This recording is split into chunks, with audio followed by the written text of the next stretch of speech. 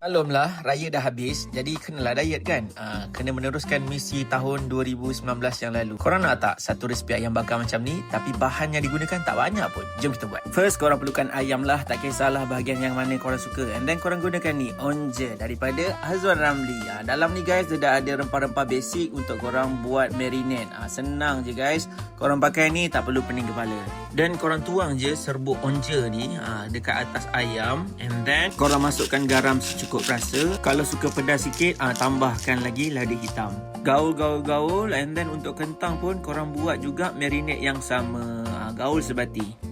Next, korang panaskan minyak. Lepas tu letaklah ayam ni dekat atas pan. Bagi dia ada, orang kata crispy sedikit. And then korang angkat ke tepi. Next, korang masukkan kentang. Lepas tu bagi dia ada crust dekat bawah kentang tu. And then korang boleh tuangkan air yang dicampur dengan chicken powder. Kacau sebab bukan kacau lah, tuang dia.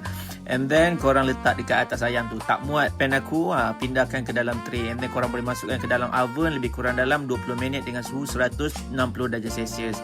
Bila dah masak, kuah yang ada dekat dalam tray tu korang tuangkan. And then letak lemon juice dan juga unsalted butter. Kacau sebati sampai memekat macam ni. Dah cantik kuah kita. Letakkan fresh parsley. Dah siap untuk dihidangkan.